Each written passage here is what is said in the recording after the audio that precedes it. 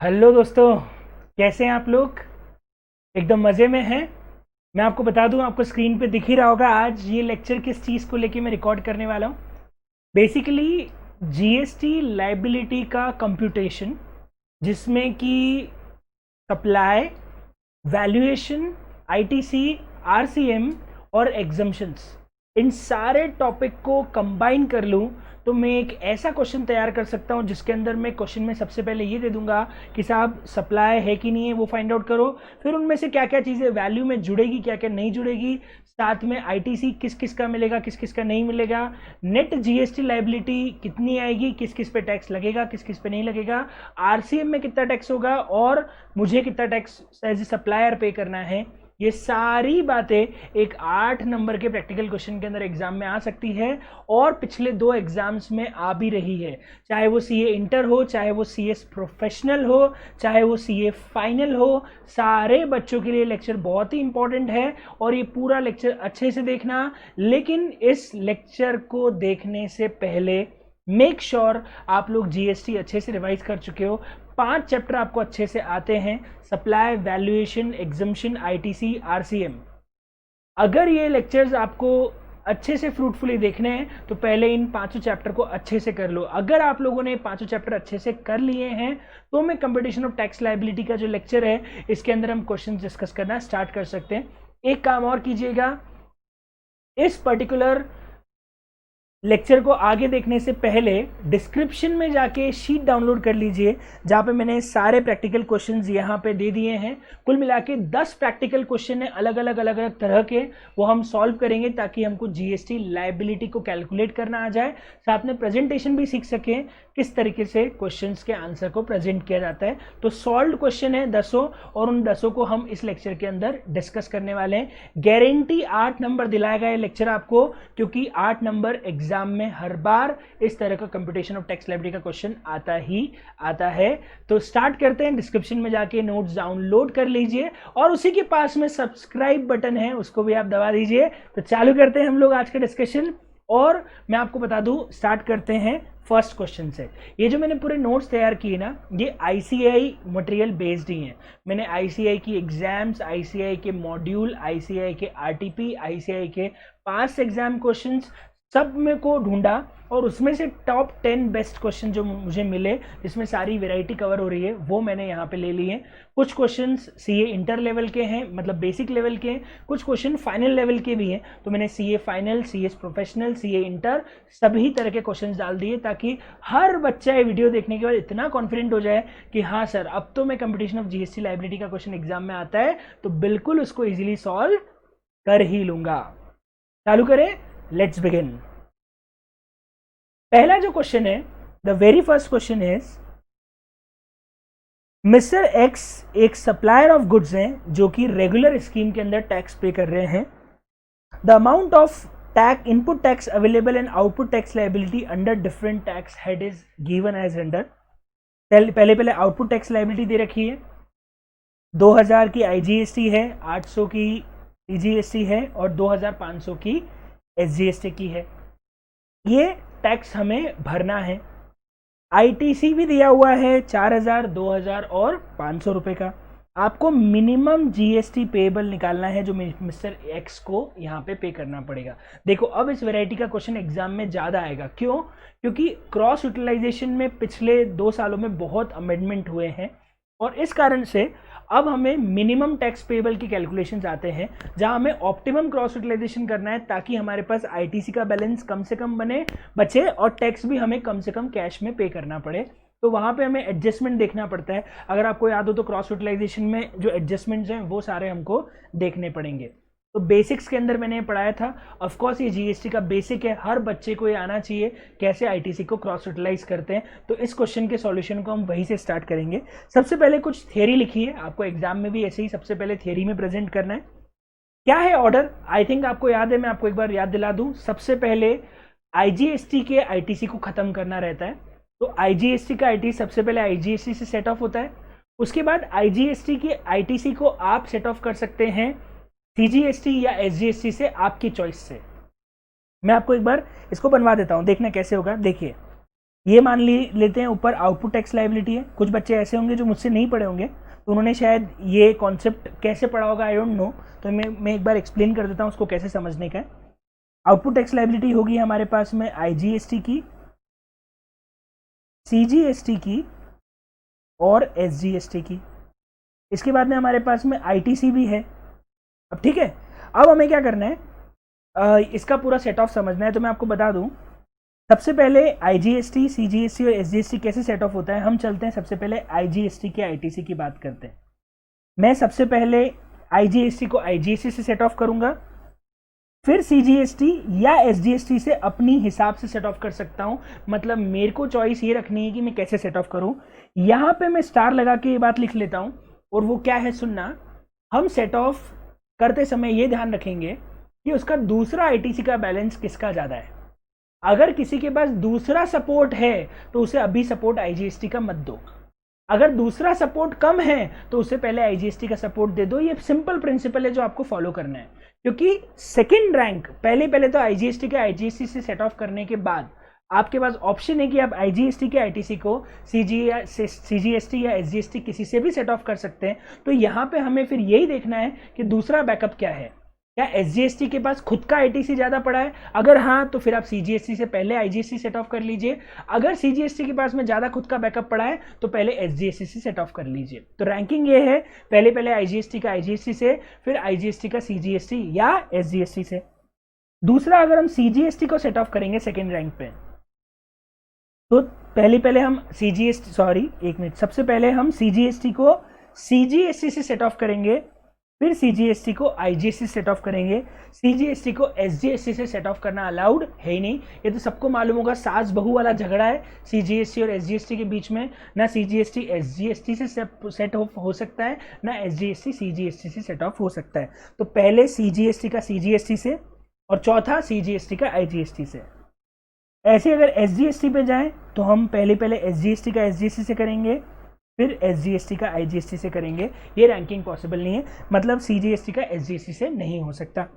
अब समझ लो आप, टोटल 6 स्टेप में क्वेश्चन करना है। पहला IGST फिर IGST का CGST या SGST है, दोनों में इक्वल प्रोपोर्शन बांट देना अगर दोनों का बचा हुआ बैलेंस ITC सेम है तो। फिर CGST का CGST, देन CGST का IGST, देन SGST का SGST, देन SGST का IGST। ये 6 स्टेप में आपको क्रॉस यूटिलाइजेशन करना है। ये आप अच्छे से ध्यान रख लेना। यही बात यहाँ पे लिखी हुई है कि कैसे इसको सेट ऑफ करना है, यही पॉइंट आगे से आगे यहाँ पे लिखे हुए हैं। तो ये सबसे पहले थियरी है जो आपको एग्जाम में एज ए नोट लिखनी पड़ेगी। IGST should be first utilise toward payment of IGST। Remaining IGST can be utilise towards payment of CGST और SGST in any order, in any proportion. Entire ITC of IGST should be fully utilized before utilization of any other ITC. ITC of CGST should be utilized for payment of CGST and then IGST. And IGST of SGST should be utilized towards payment of SGST and then IGST.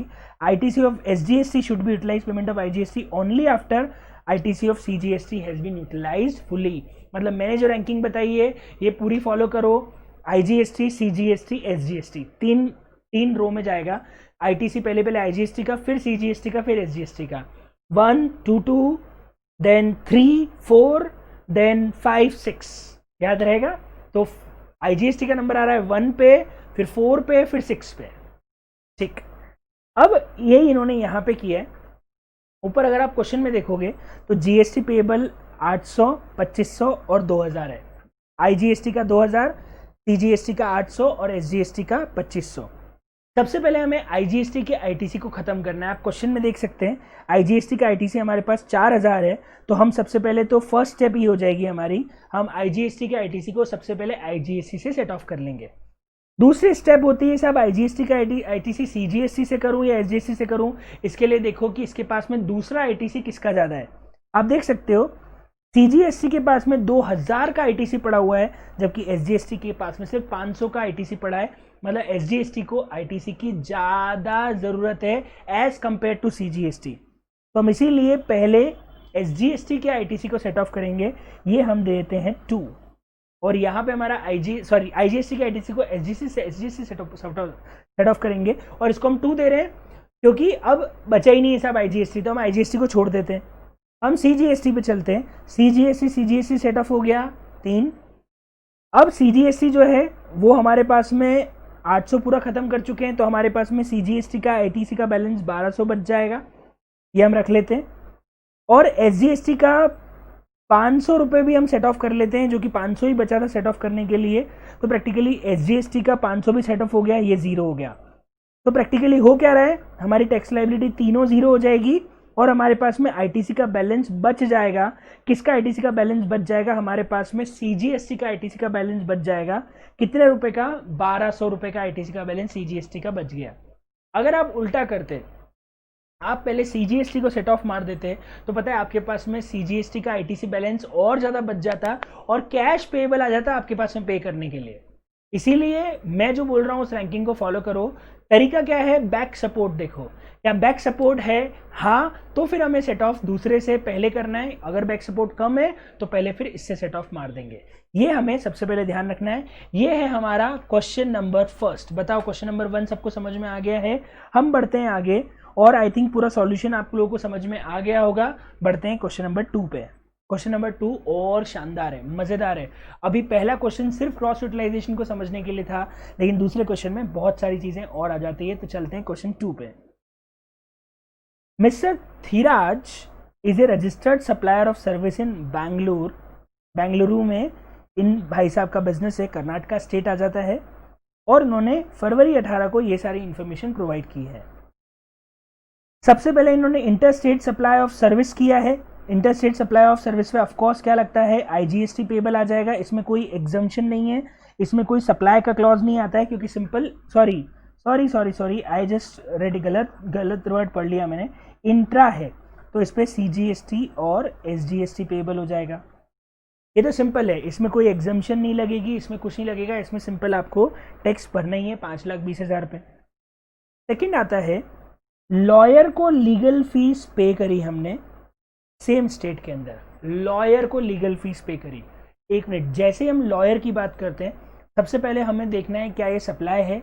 Of course legal fees lawyer को पे कर रही है, lawyer की services supply में आती है, fees पे कर रही है तो सप्लाई की डेफिनेशन में कंसिडरेशन है, मतलब ये सप्लाई तो है। ये आउटवर्ड सप्लाई या इनवर्ड सप्लाई है? सर हमने लॉयर को फीस पे करी है, मतलब मैंने लीगल सर्विसेज ली है, मतलब ये इनवर्ड सप्लाई है।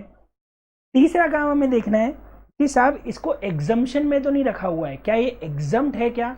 एक minute, legal fees legal services कौन दे रहा है? सर लॉयर दे रहा है। किसको? रजिस्टर्ड पर्सन को। एक मिनट, रजिस्टर्ड पर्सन को मतलब बड़ा बिजनेस एंटिटी है, टर्नओवर ज्यादा रहा होगा तो वो रजिस्टर्ड है। रजिस्टर्ड को अगर लीगल सर्विसेज दी जाती है तो यहाँ पे जो है एग्जम्पशन नहीं है। बिग बिजनेस एंटिटी को लॉयर सर्विसेज दी जाती है वो टैक्सेबल है। चौथा आता है, क्या ये RCM में कवर होता है?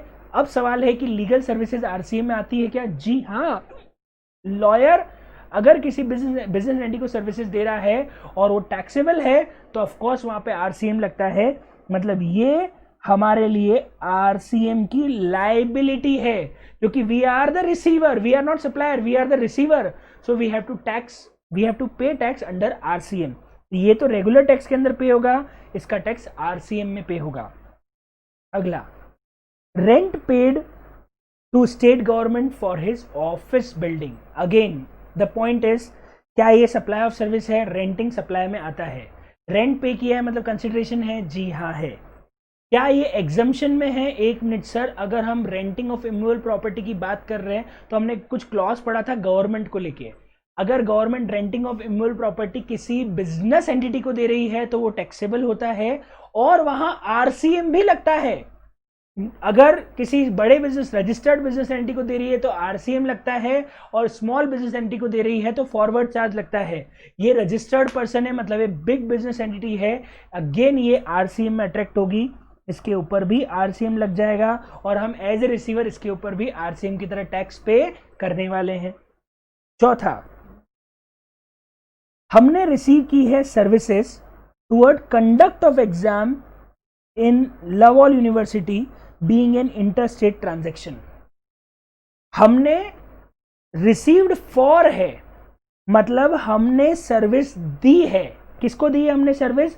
हमने सर्विस दी है लवॉल यूनिवर्सिटी को, जो कि एग्जाम कंडक्ट कर रही है, उनको हमने सर्विस जो है वो दी है। लवॉल यूनिवर्सिटी को हमने एग्जाम कंडक्ट करने की सर्विसेज दी है। क्या ये सप्लाई है? क्या ये कहीं पढ़ा था हमने इसे एग्जम्पशन में पढ़ा था। अगर आपको याद हो तो कंडक्ट ऑफ एग्जाम से रिलेटेड जो भी सर्विसेज कॉलेज को दी जा रही है या कॉलेज ले रहा है वो सर्विस एग्जम्प्ट होती है, इसके ऊपर टैक्स नहीं लगता है। कंडक्ट ऑफ एग्जामिनेशन की सर्विसेज सभी के लिए एग्जम्प्ट है, चाहे वो स्कूल हो, चाहे वो कॉलेज हो, चाहे वो यूनिवर्सिटी हो, रिकॉग्नाइज्ड बाय लॉ हो। कोई भी एजुकेशन इंस्टीट्यूशन अगर एग्जाम कंडक्ट करने की सर्विसेज ले रहा है तो वो एग्जम्प्ट होती है। मतलब हमें इस सर्विस पे कोई टैक्स नहीं देना, क्योंकि हम यूनिवर्सिटी को सर्विसेज दे रहे हैं, वो एग्जम्पशन में आती है, मतलब ये सर्विस एग्जम्प्ट हो जाएगी। तो प्रैक्टिकली पहली सर्विस पे नॉर्मल टैक्स पे होगा, दूसरी सर्विसेज आरसीएम में टैक्स पे होगा, तीसरी सर्विस पे आरसीएम में टैक्स पे होगा, चौथी सर्विस एग्जम्प्ट है। उन्होंने यही किया है, सबसे पहले 5,20,000 पे टैक्स निकाल लिया है 18% की रेट से, 9% की रेट से। कंडक्ट ऑफ एग्जामिनेशन की सर्विसेज एग्जम्प्ट कर दिए, इस पर टैक्स लगेगा। ये तो आउटवर्ड सप्लाई हो गई, ये वो सप्लाई जो मैंने दी है। अब वो सप्लाई जो मैंने ली है जिसपे मुझे आरसीएम में टैक्स भरना है, एक तो मेरे को लीगल फीस के ऊपर आरसीएम में टैक्स भरना है, एक मुझे गवर्नमेंट की फीस पे आरसीएम में टैक्स भरना है। तो मेरी दो लाइबिलिटी है, एक तो मेरे पास आउटपुट टैक्स की लाइबिलिटी है और मेरे पास एक आरसीएम की लाइबिलिटी है। इन तीनों को अगर मैं ऐड कर दूं तो मेरी ओवरऑल टैक्स लाइबिलिटी आ जाती है 51,300 की। ये मेरी सबसे पहले टैक्स लाइबिलिटी 51,300 की निकल के आ जाती है। अब मैं आपको बता दूं, सबसे पहले एक सेकेंड में हटा देता हूं, ये तो मेरा निकल गया कि मेरी आउटपुट टैक्स लाइबिलिटी 46,800 46,600 की तो आउटपुट की है, और आरसीएम की टैक्स लाइबिलिटी आ रही है 4,500 रुपए की। ठीक है, यहां तक तो आई थिंक सबको समझ में बात आ गई होगी, यहां तक सब कुछ क्लियर है। तो अब यहाँ पे पॉइंट ये है कि जो आरसीएम वाला टैक्स है ना 4,500 रुपए का, इस आरसीएम वाले को टैक्स को तो आपको कैश में ही देना है। अगर आपको याद हो तो हमने एक क्लॉज पढ़ा है पेमेंट ऑफ टैक्सेस के अंदर कि RCM tax can only be paid in cash, you can not pay RCM tax with the use of ITC, तो you have to pay 4,500 in cash. ये उन्होंने सबसे पहले निकाल लिया कि सब ये अमाउंट तो हम अलग ही कर देते हैं 4,500, और इसी आरसीएम के जो इनवर्ट सप्लाई है इन दोनों की आईटीसी भी मिल जाएगी। कारण ये है कि ये दोनों अमाउंट जो है, ये दोनों अमाउंट आईटीसी के लिए एलिजिबल है। लीगल फीस का भी आईटीसी हम क्लेम कर सकते हैं और रेंट का भी आईटीसी हम क्लेम कर सकते हैं। 17(5) में ये दोनों आइटम कहीं भी ब्लॉक्ड नहीं है, तो मतलब आप इन दोनों आइटम की आईटीसी भी क्लेम कर सकते हो। तो एक तरफ से आप टैक्स कैश में भरोगे और इनका आईटीसी के फॉर्म में वापस से आप क्लेम कर लोगे। तो 4,500 रुपीज़ का तो आपको कैश पे टैक्स पे करना है, और 46,800 जो हमारी आउटपुट लाइबिलिटी है उसमें से 4,500 रुपये की आईटीसी आ जाएगी। तो 42,300 का हमें आउटपुट टैक्स और भरना पड़ेगा। सो टोटल कैश पेबल आ जाएगा 42,300 प्लस 4,500, इन दोनों को हमें कैश में पे करना पड़ेगा। तो हमारी टोटल कैश लाइबिलिटी आ जाएगी 46,800 की। क्या किया मैं एक बार और एक्सप्लेन कर देता हूँ। हमारे पास में टोटल मिला के 4 ट्रांजेक्शन दिए, इसमें से 2 आउटपुट ट्रांजेक्शन है और 2 इनपुट ट्रांजेक्शन है। 2 पे तो आपने सर्विस दी है और 2 में आपने सर्विस ली है। पहला इस पे टैक्स भरना ही है क्योंकि इसमें कोई नेचर ऑफ सप्लाई नहीं दिया, तो एग्जम्प्ट भी नहीं है, टैक्सेबल है। ये वाला एग्जम्प्ट हो गया क्योंकि ये यूनिवर्सिटी को हम कंडक्ट ऑफ एग्जामिनेशन से रिलेटेड सर्विसेज दे रहे हैं, वो एग्जम्प्ट है। ये दोनों इनपुट सर्विस है, इन दोनों के ऊपर टैक्स हमको भरना है आरसीएम में, क्योंकि दोनों पे रिवर्स चार्ज लगता है और दोनों की आईटीसी भी आप क्लेम कर सकते हो। सो ये हमारा टोटल ट्रांजैक्शन है और हमारी नेट जीएसटी लाइबिलिटी यहाँ पे निकल के आ जाती है। ये बहुत ही बेहतरीन क्वेश्चन है एग्जाम पॉइंट ऑफ व्यू से आने के लिए। बस क्या होगा, ये स्ट्रक्चर परफेक्ट है जिस फॉर्म में एग्जाम में क्वेश्चन 8 नंबर में सीए इंटर के अंदर आ सकता है।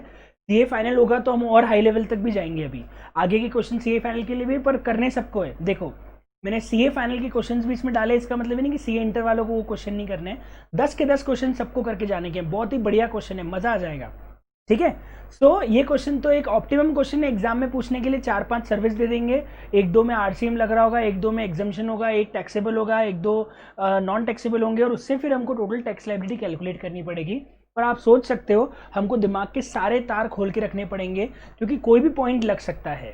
ठीक है, so this is first of all this is question number 2, और अब हम चलते हैं आगे और क्वेश्चन 3 के बारे में बात करते हैं। ये भी बहुत ही बेहतरीन क्वेश्चन है, बहुत ही शानदार क्वेश्चन है। क्वेश्चन नंबर 3 पढ़ना चालू करें। देखिए, mister Himanshu, a registered supply of chemical, pay GST under regular scheme, he is not eligible for any threshold exemption, मतलब ना तो उसके ऊपर कॉम्पोजिशन का कोई बेनिफिट मिलेगा, वो रेगुलर टैक्स पेयर है और वो रजिस्टर्ड भी है। इसने सितंबर महीने के अंदर इंट्रा और इंटर दोनों स्टेट की सप्लाई की है, मतलब इस ट्रांजैक्शन पे तो CGST और SGST अट्रैक्ट हो जाएगा, इस ट्रांजैक्शन पे IGST अट्रैक्ट हो जाएगा, वो तो हम निकाल लेंगे टैक्स रेट लगा के। उसने ये खरीदा भी, ये इसकी इन्वर्ट सप्लाई है। उसने इंट्रा स्टेट परचेज करी है रजिस्टर्ड डीलर से, उसने इंट्रा स्टेट परचेज करी है अनरजिस्टर्ड डीलर से, उसने इंटर स्टेट परचेज करी है रजिस्टर्ड डीलर से। जो अनरजिस्टर्ड डीलर से इंट्रा स्टेट परचेज करी है, इस पर तो आपको कोई टैक्स भरना ही नहीं है, ना कोई टैक्स लगा होगा, ना कोई ITC मिलेगा। इस पर आपको मिलेगा, इंट्रा है तो CGST और SGST का ITC, इस पर मिलेगा आपको इंटर के ऊपर IGST का ITC। ओपनिंग बैलेंस भी दिया हुआ है सब, कितना कितना ओपनिंग बैलेंस है CGST, SGST और ITC का, इसको भी अपन एडजस्ट कर देंगे। ये सितंबर 2018 का ओपनिंग है और ये हमने परचेजेस की है।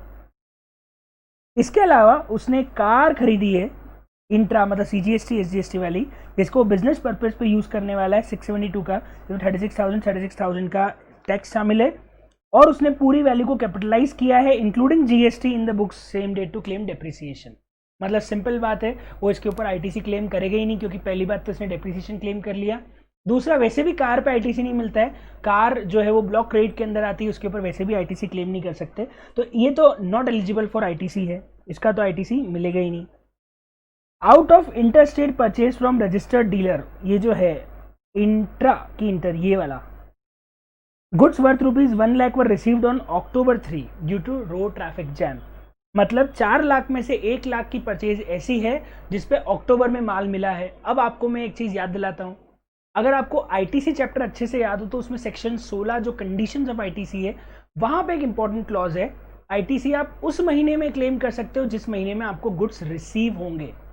तो goods were received in October, it means इसके ऊपर ITC सितंबर में क्लेम हो ही नहीं सकता। तो 4 लाख में से आपको 1 लाख को माइनस करना है, 1 लाख पे आप ITC क्लेम नहीं कर पाओगे, आपको 3 लाख पे ही ITC मिलेगा, 4 लाख में से 1 लाख हटाना पड़ेगा। रेट दी है CGST SGST 18%, 9%, दोनों एक्सक्लूसिव ऑफ टैक्स है, किसी में कोई मतलब एक्सक्लूसिव ऑफ टैक्स है, टैक्स इंक्लूडेड नहीं है, सारी कंडीशन नेसेसरी जो है वो मैंडेटरी ITC की एलिजिबल हो रही, अदर देन जो मेंशन अबव की गई है। आपको नेट CGST SGST पेबल निकाला है सितंबर 2018 का। ये क्वेश्चन अगेन कितना शानदार है, इसमें ITC आ गया, इसमें IGST CGST और SGST के सेट ऑफ का पॉइंट भी पूरा का पूरा निकल के आता है। तो बहुत बढ़िया क्वेश्चन है टैक्स लाइबिलिटी कैलकुलेट करने के लिए। क्वेश्चन नंबर 3, बेहतरीन क्वेश्चन। अब हम देखें तो इस क्वेश्चन के अंदर सबसे पहले उन्होंने क्या किया, देखो हमारे पास में आउटपुट सप्लाई दो ही है, 25 लाख और 5 लाख, इन दोनों के ऊपर तो हम टैक्स कैलकुलेट कर लेते हैं। उन्होंने इस क्वेश्चन में सबसे पहले यही किया, 25 लाख के ऊपर 2.25 और 2.25 का SGST और CGST निकाल लिया, और इंटर स्टेट जो थी 5 लाख, उसके ऊपर 90,000 का IGST निकाल लिया। तो सिंपल है, उन्होंने आउटपुट टैक्स लाइबिलिटी कैलकुलेट कर ली। ये पहला पार्ट हो गया। क्वेश्चन का पहला पार्ट ये है कि हम आउटपुट टैक्स लाइबिलिटी निकाल लेंगे।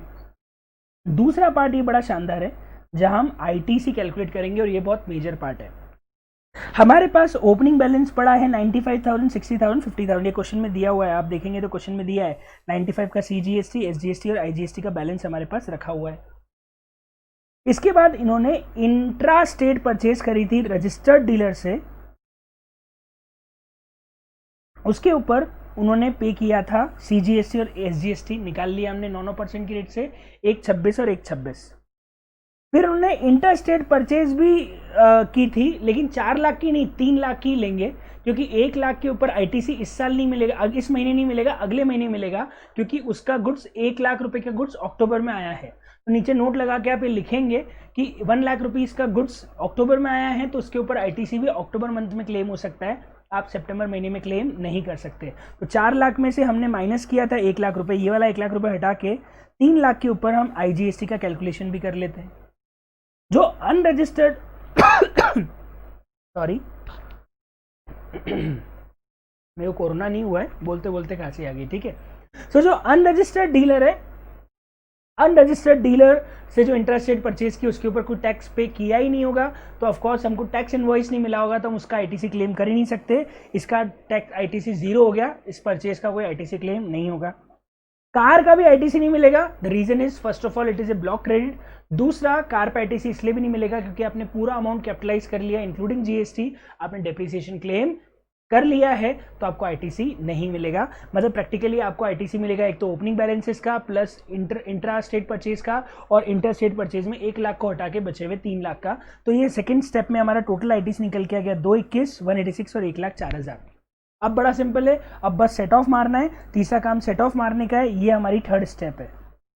हमारे पास में 2,21,000 का है CGST और हमें 225 इधर देना है, 90,000 का IGST पे करना है और ITC 1,04,000 का पड़ा हुआ है। तो पहले बताओ हम क्या करेंगे। सबसे पहले हमको IGST सेट ऑफ मारना पड़ेगा। मैं इसको इधर कैलकुलेट करके दिखा देता हूँ। इन्होंने जो कैलकुलेशन किया उसको मैं यहाँ शो कर देता हूँ। उन्होंने शायद थोड़ा टिपिकल किया है। आउटपुट टैक्स लेते हैं अपन। आउटपुट टैक्स आ गया सब लोगों का 2,25,000,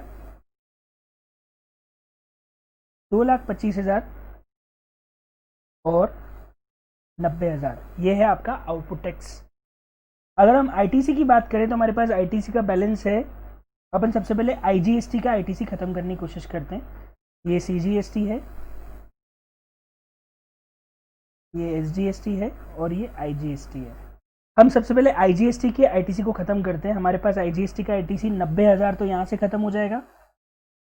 ठीक है, 90,000 ही चाहिए आईजीएसटी को आईजीएसटी सेट ऑफ करने के लिए। अब हमारे पास अभी भी आईजीएसटी का आईटीसी बच गया क्योंकि हमारे पास आईजीएसटी का आईटीसी पड़ा है 1,04,000 और हमने अभी खर्च 90,000 ही किया।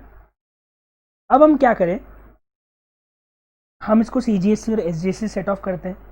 तो हम देखते हैं किसका बैलेंस कम है। देखा जाए तो एसजीएसटी का बैलेंस कम है, इवन सीजीएसटी का बैलेंस ज़्यादा है। तो पहले हम एसजीएसटी से सेट ऑफ मार लेंगे। एसजीएसटी से चाहें तो पूरा करें, पूरा भी कर सकते हैं, आप चाहें तो प्रपोर्शन में कर लें, या आपके ऊपर है, आप चाहें तो पूरा भी कर सकते हैं। मैं पूरा 14,000 यहाँ से सेट ऑफ मार देता हूँ। मार लिया।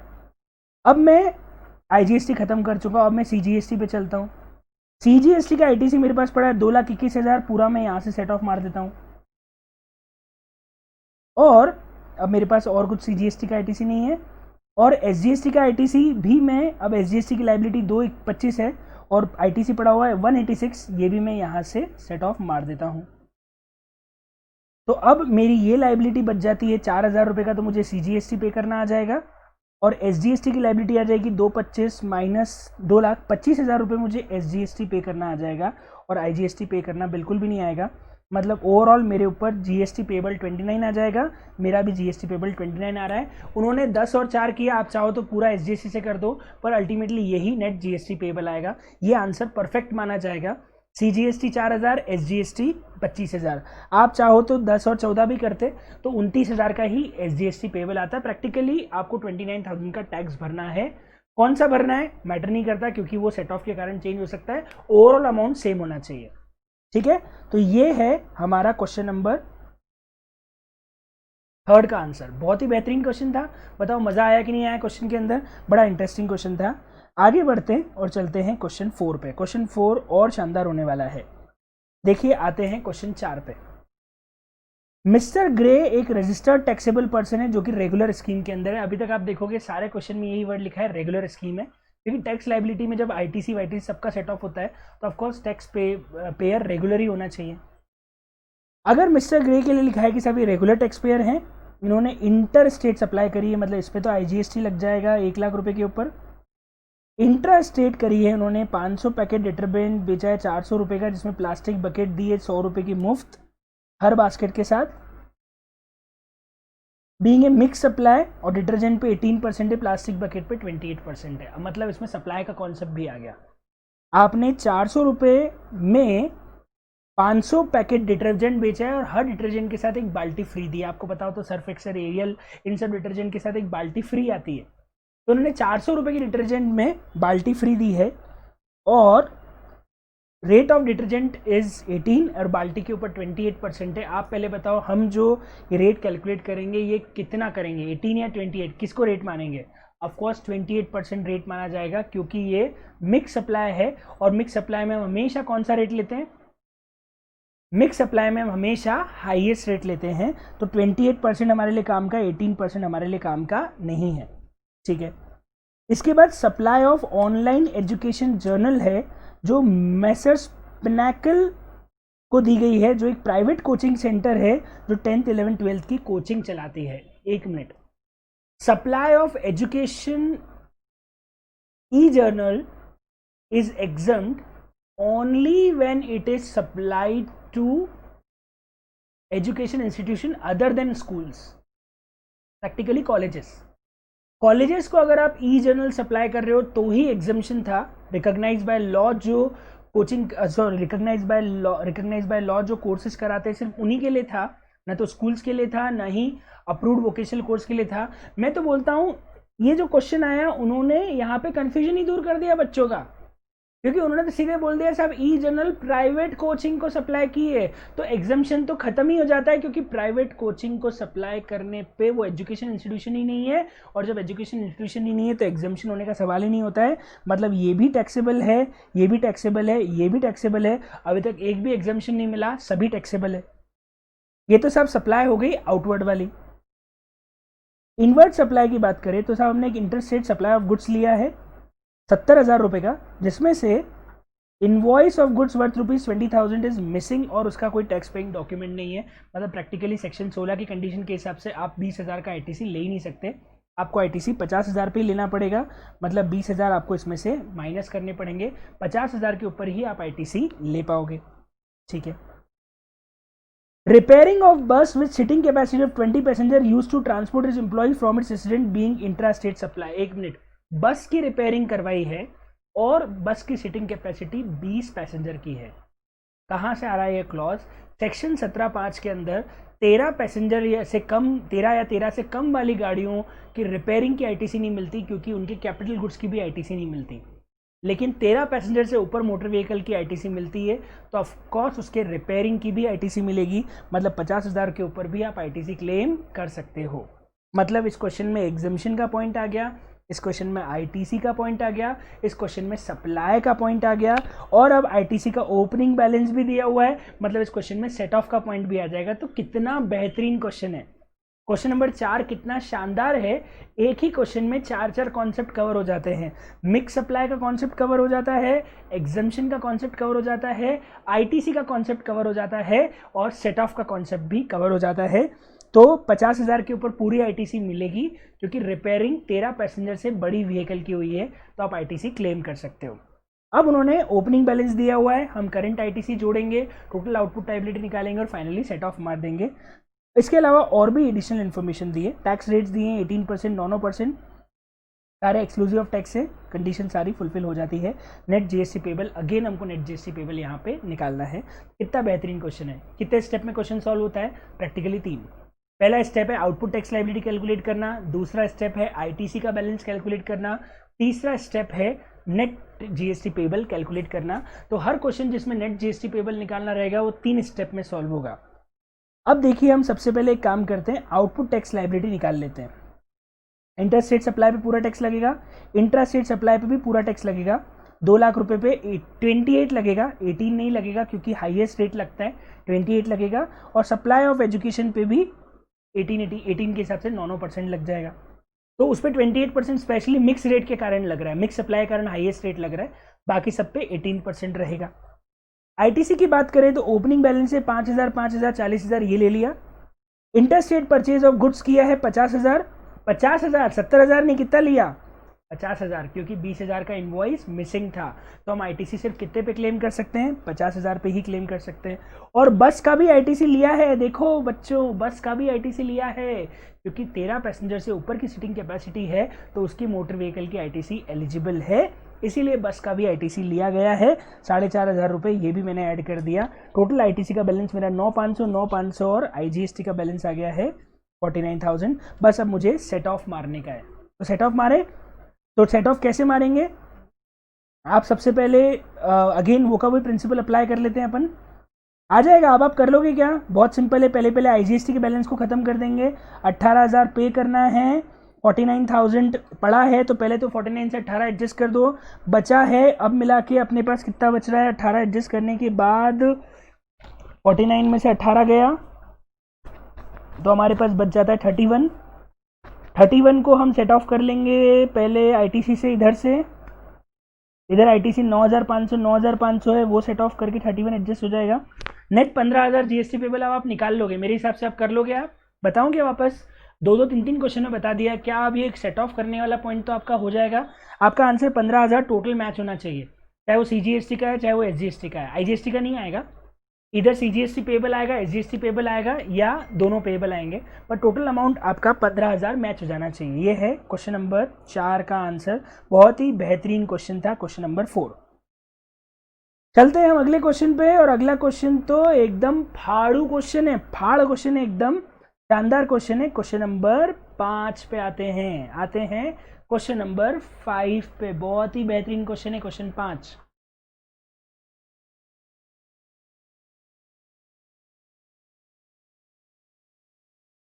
देखिए, तो सबसे पहले हम देखें तो हमें क्वेश्चन में लिखा हुआ है XY of Kolkata is engaged in supply of various goods and services.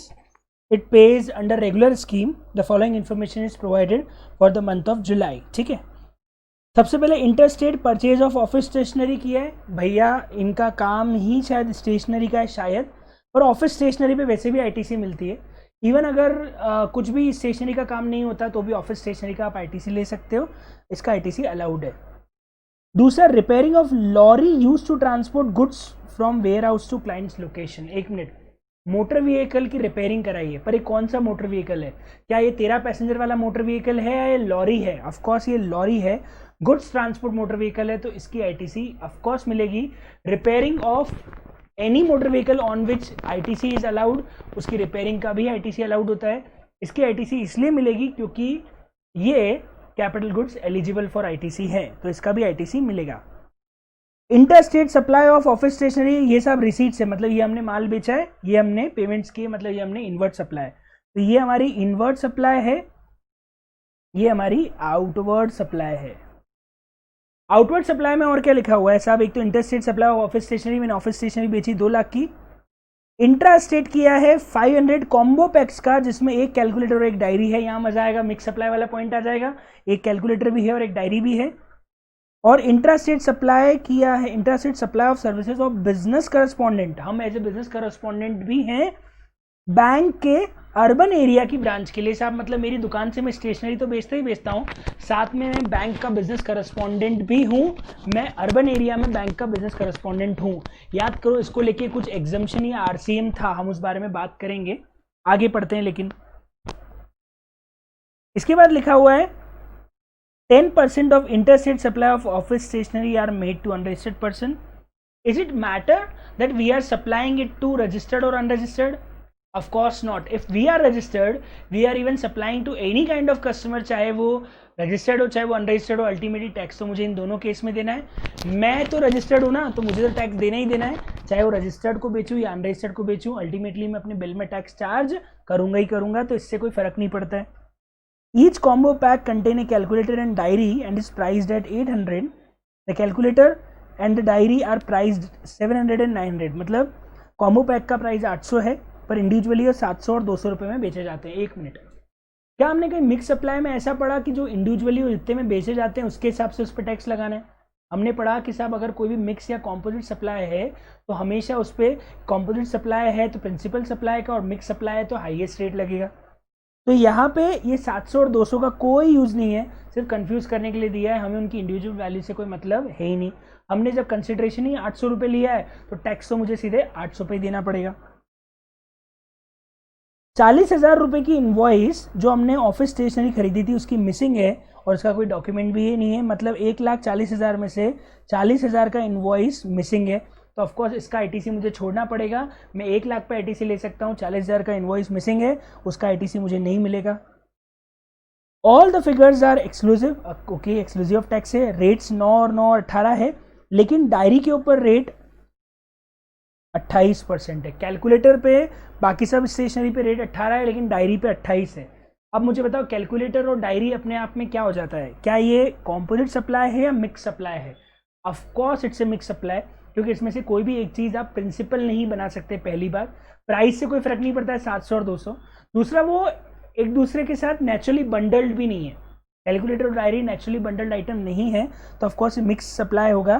और इसके ऊपर मिक्स सप्लाई की तरह ही रेट लगाया जाएगा, मतलब 28% रेट इसके ऊपर लगेगा। Subject to all the information. आपको इसके बाद आईटीसी का ओपनिंग बैलेंस भी दिया हुआ है, मतलब क्वेश्चन का पैटर्न लगभग वैसे ही चल रहा है। 3 स्टेप में क्वेश्चन यहाँ पे भी सॉल्व करना है। पहले टोटल आउटपुट टैक्स लायबिलिटी निकालनी है, दूसरा हमको आईटीसी का बैलेंस निकालना है, तीसरा उनको सेट ऑफ करना है। तो पहले अपन आउटपुट टैक्स लायबिलिटी निकाल लेते हैं। हमारे पास सबसे पहले interstate supply of office stationery है। सर सप्लाई किया है ना, चाहे रजिस्टर्ड को करो अनरजिस्टर्ड को करो, टैक्स तो पूरे पे देना पड़ेगा। ऑफ कोर्स टैक्स पूरे पे लगेगा, इससे कोई फर्क नहीं पड़ता कि आपने रजिस्टर्ड को बेचा है या अनरजिस्टर्ड को बेचा है। आप तो रजिस्टर्ड हो ना, तो आपको तो टैक्स पूरे पे ही देना है, अगले से लेना भी पूरे पे है। आप टैक्स इनवॉइस ही इशू करोगे, B2B हो B2C हो, अल्टीमेटली टैक्स तो आपको लेना ही है। कंफ्यूज करने के लिए दिया था, और अनरजिस्टर्ड को बेचा टैक्स मत चार्ज करो। अरे हमने ऐसा कहीं पढ़ा क्या कि अगर ग्राहक अनरजिस्टर्ड है तो टैक्स नहीं लगता? अरे आप रिलायंस फ्रेश पे जाते हैं तो क्या बिल में टैक्स नहीं जोड़ता है रिलायंस फ्रेश? आप कहीं से मॉल से कपड़े खरीदते हो तो आप फिर टैक्स नहीं लेते हैं क्या? कॉस्ट लेगा, मतलब अनरजिस्टर्ड को भी क्यों ना वो माल बेचे, टैक्स तो उसको लगेगा ही लगेगा। दूसरा, कॉम्बो पैक वाले में 28% लगेगा। देखो उन्होंने 28% चार्ज किया है, इससे कोई फर्क नहीं पड़ता कि इंडिविजुअल प्राइस क्या है, वो सिर्फ कंफ्यूज करने के लिए दिया था। आपको सीधे 28% हाईएस्ट टैक्स पे करना है। Intra state supply business correspondent को है, ये भी टैक्सेबल है, इसके ऊपर भी आपको टैक्स पे करना पड़ेगा। Again it's a business correspondent, इसके ऊपर टैक्स पे होगा। मैं आपको एक बहुत बड़ा डिफरेंस बताता हूँ, मैं आपको इसके लिए नीचे नोट पढ़ा देता हूँ, शायद नोट समझ में आ जाएगा। Service provided by business facilitator or business correspondent to a banking company only with respect to account in rural area is exempt. If this is in urban area, then of course it is taxable. It is not exempt. वो taxable है, वो exempt नहीं होगा। Rural area exempt होता है, urban area taxable होता है। जो exemption हमने पढ़ी थी वो सिर्फ rural area के लिए थी, urban area के लिए नहीं थी। दूसरी बात, बिजनेस फैसिलिटेटर्स पे आरसीएम लगता है, बिजनेस करस्पॉन्डेंट पे नहीं लगता है। अगर आप आरसीएम का जिक्र करोगे तो मैं बोलूंगा कि साहब उसमें बिजनेस फैसिलिटेटर्स पे आरसीएम है, बिजनेस करस्पॉन्डेंट पे आरसीएम नहीं है। मतलब यहाँ पे आपको टैक्स भी आप ही को भरना है, आज पे बैंक टैक्स नहीं भरेगा। बिजनेस फैसिलिटेटर्स के केस में आरसीएम था, बिजनेस करस्पॉन्डेंट में आरसीएम नहीं है, ये भी इंपॉर्टेंट बात है। अब हम बात करें तो साहब टोटल आउटपुट टैक्स लायबिलिटी आ गया 65,000 और 36,000, ये तो टोटल ग्रॉस लायबिलिटी निकल के आ गई। अब आईटीसी ब्रॉड फॉरवर्ड चल रहा है।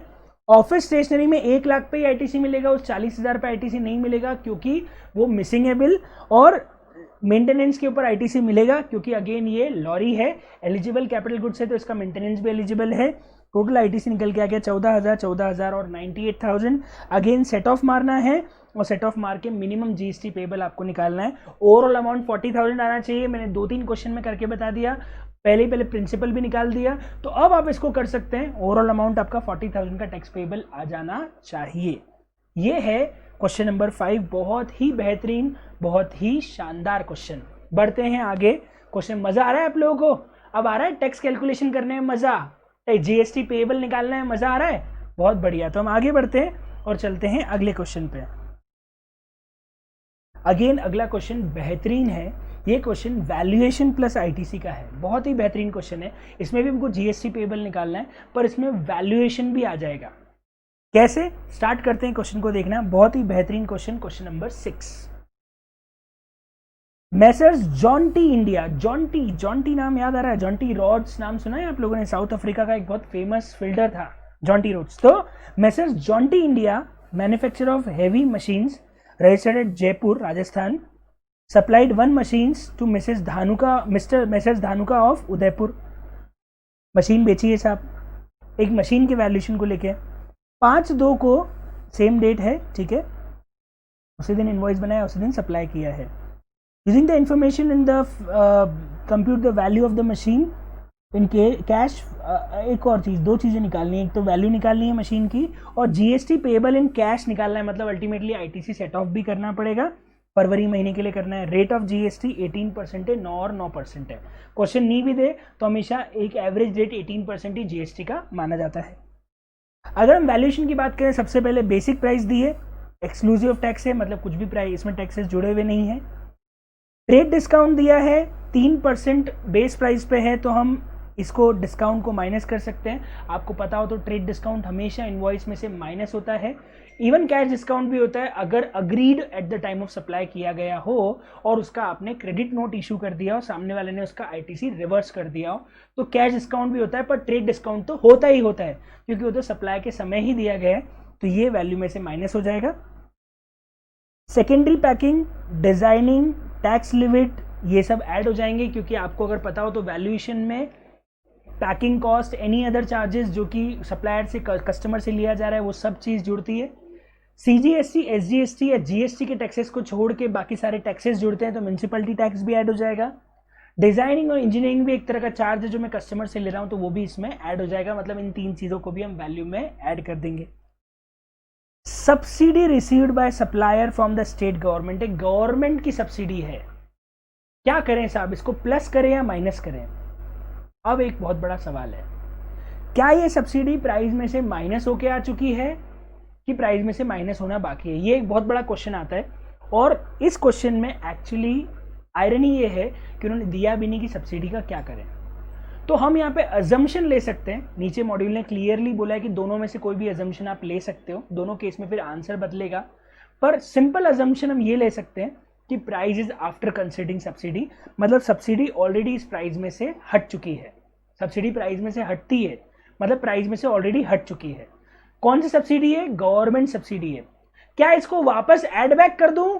बिल्कुल भी नहीं, गवर्नमेंट सब्सिडी कभी भी ऐड बैक नहीं होती है। हमने पढ़ा था एनजीओ या अदर पर्सन से कोई सब्सिडी मिली हो तो वो ऐड कर सकते हो, पर गवर्नमेंट से मिली हुई सब्सिडी कभी भी ऐड नहीं होती।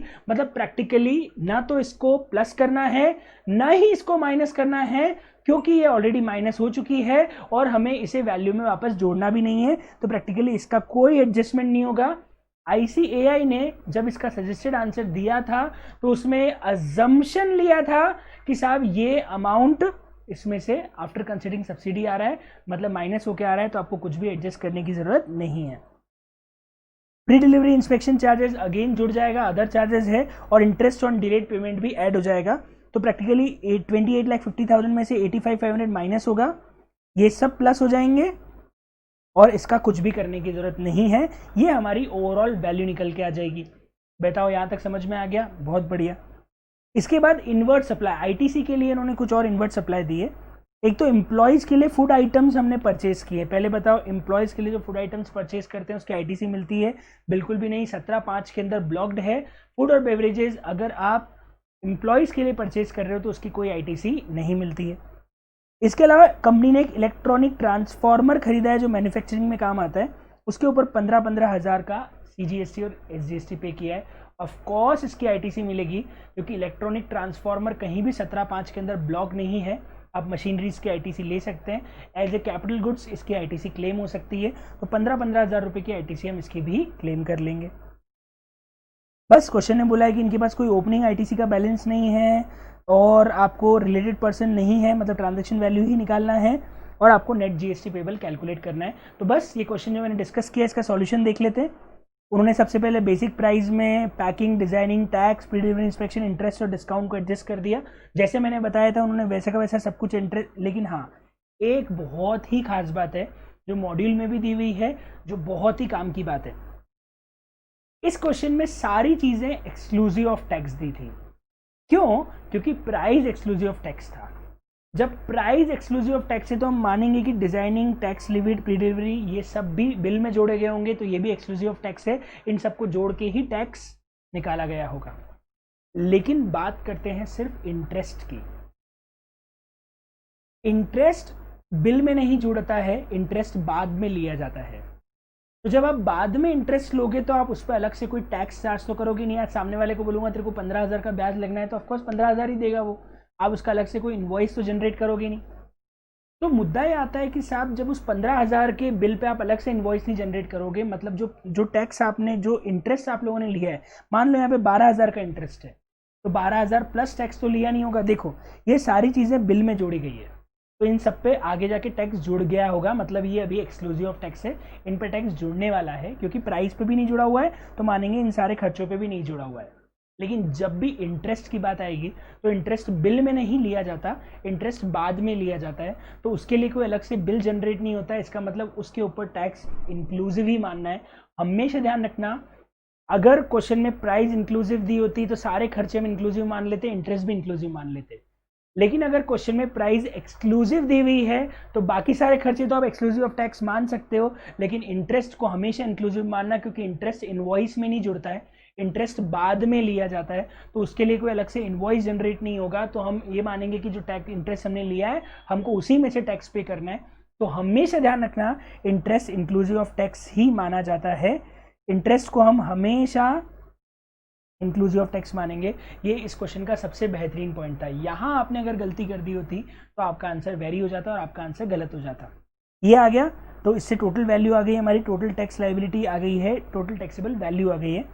हम आईटीसी भी निकाल सकते हैं। आईटीसी सिर्फ एक 15-15 हज़ार का ही मिलेगा, क्योंकि एम्प्लॉयज़ के फुड पे कोई आईटीसी नहीं मिलता, तो सिर्फ ऊपर की वैल्यू पे आईटीसी, सिर्फ एक ही चीज़ पे आईटीसी मिलेगा, इलेक्ट्रॉनिक ट्रांसफार्मर्स के ऊपर। तो नेट जीएसटी पेबल आ गया, बस यही हमारा आंसर है। और नीचे उन्होंने बहुत सारे नोट्स दिए हैं, देखो नीचे उन्होंने लिखा भी है, एक सेकेंड, नीचे उन्होंने लिखा भी है कि ये जो सब्सिडी है इसको हम ये अज्यूम कर रहे हैं कि ये एडजस्ट हो चुकी है। आप चाहो तो आप ये भी अज्यूम कर सकते हो कि सब्सिडी प्राइस में एडजस्ट होने बाकी है, तो 80,000 की सब्सिडी हमको प्राइस में से माइनस करनी पड़ती, तो आपका वैल्यूएशन चेंज हो जाता।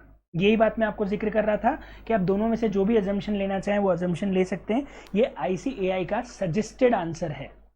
ठीक, आगे बढ़ते हैं और चलते हैं क्वेश्चन नंबर 7 पे। अब हम क्वेश्चन 7 जो है वो डिस्कस करना स्टार्ट करते हैं, तो चलते हैं क्वेश्चन 7 की ओर।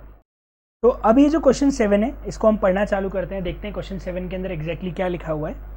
Miss Nitya has following balances in her electronic cash ledger as on 28 Feb 2000 फलाना फलाना as per GST portal. Actually ये क्वेश्चन बहुत ही अच्छा है, इसमें कैश लेजर को लेकर एडजस्टमेंट है, मुझे क्वेश्चन बहुत ही बढ़िया लगा, इसलिए मैंने भी इसको टैक्स लायबिलिटी के कैलकुलेशन में इस क्वेश्चन को शीट में डाल दिया। देखिए हमारे पास CGST, SGST और IGST के कैश लेजर के बैलेंसेस पड़े हैं, टैक्स इंटरेस्ट पेनल्टी और फी भी है शायद, और फिर टैक्स इंटरेस्ट और पेनल्टी है। ठीक है, हर tax liability for the month of February was 75,000। ये फरवरी मंथ का ही कैश लेजर और फरवरी मंथ में हमारी 75,000 रुपये की टैक्स लायबिलिटी है। She failed to pay the tax and contacted you as a legal advisor on 12/4/2000। देखो एक मिनट, ये डेट बहुत काम की है। 12/4 को हमारे पास वो आई और बोलती है कि सर मुझे कितना टैक्स पे करना पड़ेगा, फरवरी महीने का टैक्स है, मतलब लेट टैक्स पे करने ये अप्रैल में आई, जबकि टैक्स फरवरी महीने का था। अब वो बोल रही है कि साहब मुझे कितना टैक्स पे करना है, इवन मुझे कितना ब्याज पे करना है निकालो, और मेरे पास जो बैलेंस पड़ा है कैश लेजर के अंदर उसको पूरा यूज़ करके मुझे टैक्स कैलकुलेट करके बताओ। टैक्स कलेक्शन फरवरी महीने में हुआ था 18 फरवरी को, उसके अलावा 20 अप्रैल तक और कोई ट्रांजैक्शन नहीं है, ना कोई पेनल्टी और लेट फी लगेगी, पेनल्टी और रिटर्न की लेट फी भी नहीं है, मतलब सिर्फ ब्याज है, कोई लेट फी और पेनल्टी नहीं है। नो अदर बैलेंसेज अवेलेबल, कोई ITC का बैलेंस भी अवेलेबल नहीं है। तो क्वेश्चन कितना शानदार है। इस क्वेश्चन में एक्चुअली टैक्स कैलकुलेशन तो है, पर इसमें इंटरेस्ट का कैलकुलेशन भी है, इसलिए मैंने इस क्वेश्चन को अपने एग्जाम्पल में अपनी शीट में इंक्लूड किया है। देखिए सबसे पहले मैं आपको बता दूं, 18 फरवरी को भाई मैडम ने टैक्स कलेक्ट किया, मतलब फरवरी महीने में टैक्स कलेक्ट किया, तो फरवरी महीने के टैक्स को भरने की ड्यू डेट आएगी मार्च में। अगर आपको याद हो तो आप लोगों ने पढ़ा था, हम लोगों ने अच्छे से पढ़ा था कि फरवरी महीने का GSTR 3 भी जाएगा मार्च में, और वही ड्यू डेट ऑफ GSTR 3 भी ही ड्यू डेट ऑफ पेमेंट होती है। तो फरवरी महीने में जो टैक्स कलेक्ट हुआ था वो 20 मार्च तक जमा हो जाना चाहिए था, जबकि वो 20, एक मिनट यहाँ पे ये चीज़ ध्यान रखना कि वो she wants to pay tax on 28 अप्रैल, ध्यान रखना 12 अप्रैल को पहुंची जरूर, लेकिन टैक्स वो 20 अप्रैल को भरना चाहती, मतलब जो मार्च महीने का 3B है वो उसमें टैक्स भरना चाह रही है, या फरवरी महीने का 3B ड्यू होगा तो उसमें टैक्स भरना चाह रही है। प्रैक्टिकली टैक्स पेमेंट 20 अप्रैल को होगा, तो 20 मार्च को जो टैक्स पे होना चाहिए था वो 20 अप्रैल को पे हो रहा है, तो आपको 31 डेज का ब्याज निकालना पड़ेगा। 18% की रेट से हम 75,000 को एडजस्ट करें तो 1147 का हमारा इंटरेस्ट आता है, जो हमें यहाँ पे देना रहेगा। बहुत बढ़िया। एक चीज़ आपको पता होगी, ये चीज़ हाँ बहुत इंपॉर्टेंट है, ये चीज़ सभी बच्चों के लिए बहुत काम की है। एक्चुअली एक रीसेंट अमेंडमेंट आया था कुछ टाइम पहले, शायद वो चीज़ क्लास में कवर होना रह गई होगी, तो वो भी सुन लेना, सब लोग सुन लेना, चाहे वो रीसेंट बैच के हो, चाहे वो पुरानी बैच के हो, चाहे वो CS प्रोफेशनल के हो, चाहे वो CA फाइनल के हो, CA इंटर के हो, CA, सभी लोगों के लिए बहुत काम की बात है। पहले कैश लेजर के माइनर हेड्स और मेजर हेड से आप एक दूसरे में बैलेंस ट्रांसफर नहीं कर सकते थे। मतलब अगर मैंने टैक्स में पैसा जमा कराया तो टैक्स ही कर सकता हूँ, सीजीएसटी का पैसा सीजीएसटी में ही रहेगा। लेकिन गवर्नमेंट ने अब ये क्रॉस यूटिलाइजेशन पॉसिबल कर दिया है। मतलब अब कैश लेजर में कोई रेस्ट्रिक्शन नहीं है, आप एक दूसरे के हेड से सारा पैसा ट्रांसफर कर सकते हैं। ये पूरा का पूरा क्लॉज यहाँ पे आपको अच्छे से ध्यान रखना है। क्या लिखा हुआ है? Any amount of tax, interest, penalty, fees और any other amount available in electronic cash ledger can be transferred to electronic cash ledger for IGST, CGST, SGST, UTGST or cess in such form and manner and subject to such condition as may be prescribed. Thus, amount under any minor head or major head of electronic cash ledger can be transferred to any other minor or major head. Consequently, cross utilization is now possible. मतलब अब आप cash के पैसे को किसी भी head से किसी भी हेड में ले जा सकते हो, कहीं से भी कहीं का भी हेड यूज़ किया जा सकता है। मतलब अगर मेरे पास में इंटरेस्ट हेड में पैसा पड़ा है और मुझे उसे टैक्स हेड में ट्रांसफ़र करना है तो वो अब पॉसिबल है। पहले पॉसिबल नहीं था, अब वो पॉसिबल है। तो keep it in mind, now you can set off minor with major heads. अब आप दोनों को सेट ऑफ कर सकते हैं। मतलब कैश लेजर का पैसा किसी भी खाते में गया हो वो ओपन है, कहीं भी यूज़ हो सकता है। उन्होंने एक्चुअली इसी के हिसाब से पूरा का पूरा सेट ऑफ किया है। कैसे किया है मैं आपको बता देता हूँ। 75,000 का टैक्स भरने की लाइबिलिटी आ रही है और 1147 का इंटरेस्ट आ रहा है। ये सीजीएसटी का है, ऐसा का ऐसा है एसजीएसटी का। ऊपर दिया होगा कि अमाउंट सीजीएसटी एसजीएसटी का ईच है। तो 75,000 सीजीएसटी का है, 75,000 एसजीएसटी का है। सॉरी चलिए, तो 75,000 सीजीएसटी का है और 75,000 एसजीएसटी का है। ऐसे इंटरेस्ट भी दिया है दोनों का, वेरी नाइस। सबसे पहले उनके सेम हेड में जो बैलेंस पड़ा है उनको यूज़ कर लेते हैं। 40,000, 1,000, 80,000, 400 जो उनके हेड में बैलेंस था वो हमने यूज़ कर लिया। इसके बाद हम एक हेड से दूसरे हेड में ही बैलेंस को ट्रांसफ़र कर सकते हैं। जैसे इनके पास में आईजीएसटी में 45,000 का हेड पड़ा था और उनको इधर ज़रूरत थी 35,000 की सीजीएसटी के टैक्स में, तो उन्होंने 45,000 में से 35,000 इधर ट्रांसफ़र कर दिए आईजीएसटी के। प्लस उनके पास में इंटरेस्ट की भी जरूरत थी, इंटरेस्ट में भी ट्रांसफर कर दिया। ऐसा कैसे उनको अब एसजीएसटी की जरूरत तो थी नहीं, उसकी लायबिलिटी तो जीरो हो चुकी थी और इधर भी इंटरेस्ट में ट्रांसफर कर दिया। तो प्रैक्टिकली सिंपल क्वेश्चन है। बस मुझे इस क्वेश्चन में मेन जो चीज़ बतानी थी वो ये थी कि आप एक कैश बैलेंस को किसी भी दूसरे कैश बैलेंस में ट्रांसफ़र कर सकते हो और दूसरा इंटरेस्ट का एक कैलकुलेशन था जो मुझे एक्सप्लेन करना था। तो क्वेश्चन डिफिकल्ट नहीं है पर क्वेश्चन एक अलग वेराइटी का है। अगेन टैक्स कैलकुलेशन है पर इसमें आईटीसी का सेट ऑफ नहीं है, इसमें कैश लेजर से एडजस्टमेंट है। मेन पॉइंट जो ध्यान रखने का है वो ये है, अब माइनर और मेजर हेड नहीं बचा। अब माइनर और मेजर हेड से आप इजीली सेट ऑफ एक दूसरे से कर सकते हो, एक टैक्स को दूसरे हेड में भी ले जाया जा सकता है। उन्होंने नोट 1 में यही किया है। उन्होंने आईजीएसटी से 35,000 उठा के सीजीएसटी में डाल दिए। दूसरा उन्होंने 147 का जो शॉर्टफॉल था ब्याज का, उन्होंने पेनल्टी के मेजर हेड से ले लिया। आगे उन्होंने बोला since there is no restriction in interhead और interhead adjustment of available, it is upon the tax pay to decide किस अमाउंट को ट्रांसफर करना चाहे। मतलब आपकी मर्जी हो जहाँ से करो, आपकी इच्छा हो जहाँ से करो। ओवरऑल कैश बैलेंस जो है वो आपका यूज हो जाना चाहिए। आप इस हेड से उस हेड में ले जाओ, इट्स टोटली अपॉन यू। आपके हिसाब से आप करना चाहे वैसे एडजस्टमेंट कर सकते हो। तो again the question is easy, question is not at all difficult. बहुत ही बढ़िया क्वेश्चन था, अलग वेराइटी का एक क्वेश्चन मैंने यहाँ पे डिस्कस करने की कोशिश की है। चलते हैं अगले क्वेश्चन पे और वो है क्वेश्चन नंबर 8। क्वेश्चन नंबर 8 जो है वो भी बड़ा बेहतरीन क्वेश्चन है। अब हमारे पास मेजरली 3 क्वेश्चन है, क्वेश्चन नंबर 8, 9 और क्वेश्चन नंबर 10। और मैं आपको बता दूं 8 फिर भी ठीक है, 9 और 10 तो बाप साइज के क्वेश्चन है, सीए फाइनल के। मज़ा आ जाएगा सबको करने में, लगेगा कि हाँ ये होता है लेवल। लेकिन पहले हम 8 क्वेश्चन पे आते हैं, वो ईजी है, बिल्कुल भी डिफिकल्ट नहीं है। 8 क्वेश्चन में लिखा है George is registered supplier of goods Kerala, जो कि रेगुलर स्कीम के अंदर है। एक्सक्लूसिव ऑफ टैक्स ट्रांजेक्शन दिए हैं सारे। उसने परचेज की है इतने इतने की, उसने सेल्स की इतने इतने की और ये टैक्स रेट्स है। प्लस उसके पास में ओपनिंग बैलेंस भी रखा है टैक्स का, इंटरेस्ट का और पेनल्टी का, पर ये आईटीसी का बैलेंस है। टैक्स का भी, इंटरेस्ट का भी और पेनल्टी का भी, आईटीसी का। एक सेकेंड, सॉरी, हाँ 1 मिनट। यहाँ पे लिखा हुआ है he has complied with all the condition of availing the ITC and has the following ITC credit। उसके पास में ITC क्रेडिट रखा है CGST का, SGST का और IGST का। इसके बाद उसके पास में इंटरेस्ट भी है और उसके पास में पेनल्टी भी है। एक मिनट, इंटरेस्ट और पेनल्टी, उसके पास में आईटीसी का बैलेंस नहीं है। ये इंटरेस्ट और पेनल्टी का बैलेंस किस चीज़ का दिया हुआ है? एक मिनट, अगर हम देखें तो ये इंटरेस्ट और पेनल्टी का बैलेंस आईटीसी का कैसे हो सकता है? आप आईटीसी में इंटरेस्ट और पेनल्टी का कोई बैलेंस थोड़ी ले सकते हो। तो इस क्वेश्चन में एक्चुअली ये इंटरेस्ट और पेनल्टी का कोई यूज़ ही नहीं है। इन्होंने क्यों दिया है?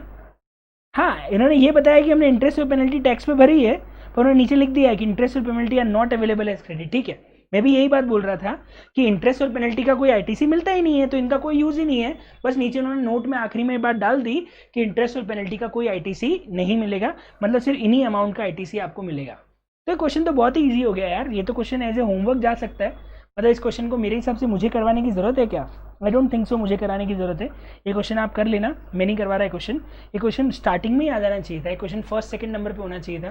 पता नहीं क्यों मैंने इस क्वेश्चन नंबर 8 में डाल दिया, पर ठीक है, ये क्वेश्चन आपके होमवर्क के लिए, प्रैक्टिस के लिए हो जाएगा। सॉल्यूशन है, कोई खास कोई दम वाला क्वेश्चन नहीं है।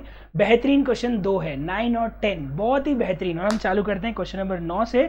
बड़ा ही शानदार, बड़ा ही मज़ेदार, इसको बोलते हैं साहब लेवल है बॉस। ये लेवल है बॉस वाला क्वेश्चन है।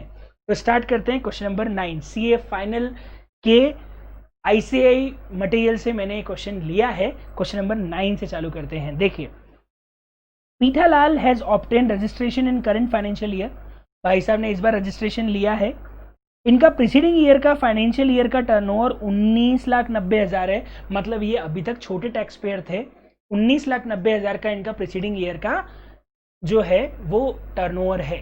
ध्यान रखना, प्रीसीडिंग ईयर का टर्नओवर किस किस काम में आता है? एक तो कॉम्पोजिशन में काम आता है, उनकी बात नहीं कर रहे, लेकिन प्रीसीडिंग ईयर का टर्नओवर आता है बिग बिजनेस और स्मॉल बिजनेस एंटिटी को फाइंड आउट करने में। आरसीएम लगेगा या नहीं लगेगा, वो प्रीसीडिंग ईयर के टर्नओवर से कहीं ना कहीं हम निकाल सकते हैं। तो small business entity, big business entity, किन पे आरसीएम लगाना है, किस पे फॉरवर्ड चार्ज लगाना है, कहाँ एग्जम्पशन मिलेगी, वहाँ पे ध्यान रखना। प्रीसीडिंग ईयर का टर्नओवर लेते हैं। So the turnover of the preceding year के हिसाब से अभी ये एंटिटी स्मॉल बिजनेस एंटिटी है। ठीक है, अब लिखा हुआ है साहब, इस एंटिटी ने सबसे पहले फ्यूनरल सर्विसेज दी। पहले मैं इस सर्विस को एग्जम्प्ट कर देता हूं। प्रैक्टिकली ये सप्लाई ही नहीं है, फ्यूनरल सर्विसेज को सप्लाई माना नहीं जाता है। दूसरा, इन्होंने services of warehousing of jaggery दिया। मैं आपको बता दूं, warehousing of jaggery is also exempt. Jaggery is a agriculture produce और उसकी वेयर हाउसिंग पे भी टैक्स नहीं लगता, ये भी एग्जम्प्ट है। Electrical operated bus given to hire to municipal corporation. मैं आपको बता दूं, अभी लेटेस्ट एग्जम्पशन आया है अमेंडमेंट के अंदर, आप लोगों ने पढ़ा होगा। अगर आपने अमेंडमेंट्स नहीं देखे तो नीचे डिस्क्रिप्शन में वीडियो में अमेंडमेंट लेक्चर है, जरूर देखिएगा। इलेक्ट्रिक बस अगर आप लोकल अथॉरिटी को हायर पे देते हो तो उसके ऊपर भी जीएसटी एग्जम्प्ट है। मतलब इस पे भी जीएसटी नहीं है, इस पे भी जीएसटी नहीं है, इस पे भी जीएसटी नहीं है। Services provided to recognize sports body as a commentator. Commentary करिए साहब मैच के अंदर। अच्छा सर, ये एग्जम्पशन में था। एक मिनट, एग्जम्पशन में 5 लोग थे, प्लेयर, एम्पायर, रेफरी, कोच और टीम मैनेजर। कमेंटर नहीं था, और जब कमेंटेटर नहीं था मतलब इसकी सर्विसेज टैक्सेबल होगी, इस पे टैक्स लगेगा। वो 5 सर्विसेज पे एग्जम्पशन थी, वो 5 तरह के लोगों पे एग्जम्पशन थी, player, referee, umpire, team manager, coach. उसमें कहीं भी कमेंटेटर नहीं था, मतलब ये सर्विस टैक्सेबल है। Commission received as insurance agent. साहब इंश्योरेंस एजेंट की तरह कमीशन मिला है मुझे, अगेन ये टैक्सेबल है, पर इस पे आरसीएम लगता है। मैं आपको बता दूं, इंश्योरेंस एजेंट जब इंश्योरेंस कंपनी को सर्विसेज देता है तो it is covered in RCM. अगला, कमीशन मिला है as a business facilitator for urban branch. अभी बताया था, बिजनेस करस्पॉन्डेंट फॉरवर्ड चार्ज में आते हैं, पर बिजनेस फैसिलिटेटर टैक्सेबल है, अगेन आरसीएम में आते हैं। बिजनेस फैसिलिटेटर आरसीएम में आता है। नेक्स्ट, इन्होंने सिक्योरिटी सर्विसेज दी है, किसको? दामोदर इंजीनियरिंग कॉलेज को। सिक्योरिटी सर्विसेज दी है किसको? दामोदर इंजीनियरिंग कॉलेज को। एक मिनट, इंजीनियरिंग कॉलेज की सिक्योरिटी सर्विसेज एग्जम्प्ट है या टैक्सेबल है? मैं आपको बता दूं, एजुकेशन इंस्टीट्यूशन में स्कूल को सिक्योरिटी और मेंटेनेंस और क्लीनिंग की एग्जम्पशन थी, कॉलेजेस को नहीं थी। मतलब ये सर्विस एग्जम्प्ट है या टैक्सेबल है? ऑफ कोर्स ये सर्विस क्या है? ये टैक्सेबल सर्विसेज हैं। क्या इस पे आरसीएम अट्रैक्ट होगा? अभी हम बात करेंगे इस पे आरसीएम अट्रैक्ट होगा कि नहीं होगा। पर यह क्या है? टैक्सेबल सर्विसेज है। जी हाँ, ये टैक्सेबल सर्विसेज है। अब नीचे और क्या लिखा हुआ है? इसने ये सर्विसेज ली है, इनवर्ट सप्लाई है। एक तो इसने अनरजिस्टर्ड पर्सन को फ्रेट पे किया है, बिजनेस एक्टिविटी जो सीरियल नंबर 1 में आती है उसके लिए। इसने फ्यूनरल सर्विसेज के लिए अनरजिस्टर्ड पर्सन को फ्रेट पे किया है। 1 मिनट, अनरजिस्टर्ड पर्सन को फ्रेट पे किया है मतलब जीटीए सर्विसेज में सामने वाला बंदा अनरजिस्टर्ड है। हम बात करेंगे क्या क्लॉज होता है, पर अभी तक बहुत क्वेश्चन बड़ा हो गया है तो इस बारे में हम रुक के बात करेंगे। पहले ऊपर वाले पॉइंट को डिस्कस कर लेते हैं। दूसरा, लीगल एडवाइस लिए, लीगल सर्विसेज लिए कानून एसोसिएट से टैक्स डिस्प्यूट ऑफ बिजनेस को लेके। बिजनेस एंटिटी है, बिजनेस को लेके इसने लीगल सर्विसेज लिए, पर ये स्मॉल बिजनेस एंटिटी है क्योंकि इसका प्रीसीडिंग ईयर का टर्नओवर 20 लाख से कम है। अगर किसी एंटिटी का प्रीसीडिंग ईयर का टर्नओवर 20 लाख से कम होता है तो उसको दी जाने वाली लीगल सर्विसेज एग्जम्प्ट होती है। मतलब ये एग्जम्प्ट सर्विस होगी, इस पर कोई टैक्स लगा नहीं होगा, तो आईटीसी लेने का और टैक्स पेमेंट का सवाल ही नहीं उठता है क्योंकि ये स्मॉल बिजनेस एंट्री है। All transaction are intra state, सब पे सीजीएसटी एसजीएसटी लगेगा। सारे ट्रांजेक्शन एक्सक्लूसिव ऑफ टैक्स हैं। रेट ऑफ टैक्स 9% है, 18% है। ठीक है, सबसे पहले हम इसके सॉल्यूशन पे चलते हैं। बड़ा ही बेहतरीन सॉल्यूशन है। फ्यूनरल सर्विसेज सप्लाई नहीं है, टैक्स नहीं लगेगा, टैक्स नहीं है। Warehousing of jaggery tax नहीं लगेगा। इलेक्ट्रिकल बस लोकल अथॉरिटी को दिया, एग्जाम सर्विस है, टैक्स नहीं लगेगा। कॉमेंटेटर टैक्सेबल है, टैक्स लगेगा। इंश्योरेंस एजेंट टैक्सेबल है पर आरसीएम में आती है, इसलिए हमारी टैक्स लाइबिलिटी में नहीं जुड़ेगी। अगला बंदा पे करेगा, इंश्योरेंस कंपनी पे करेगी, हम पे नहीं करेंगे। बिजनेस फैसिलिटेटर टैक्सेबल है पर अगेन आरसीएम में आती है, हम इसके ऊपर टैक्स नहीं पे करेंगे, वो बैंक इसके ऊपर टैक्स पे करेगा। सिक्योरिटी सर्विसेज टैक्सेबल है, टैक्सेबल है पर आरसीएम में आती है। मैं आपको बता दूं सिक्योरिटी सर्विसेज भी आरसीएम में आती है। मैं इसका नोट आपको पढ़ाना चाहूंगा, नोट 7 से हम पूरी बात समझ लेंगे। नोट 7 पढ़ते हैं, क्या लिखा हुआ है। Services provided to an education institution by way of security services are exempt from GST only when such services are provided to institution provided by way of preschool और higher secondary school। ये line ये बोलती है कि साहब अगर कोई security services school को सर्विसेज दी जाती तो वो एग्जम्प्ट होती, कॉलेज को एग्जम्प्ट नहीं है। Thus in the given case services security services provided to DC is not exempt। Further, the tax on security services provided by any person other than body corporate to a registered person is payable by recipient। Security services अगर body corporate के अलावा और कोई provide कर रहा है किसी भी रेसिपेंट को, किसी भी रजिस्टर्ड रेसिपेंट को, तो उसके ऊपर आरसीएम लगता है। रेफर आरसीएम लेक्चर, आरसीएम में चीज कवर्ड है।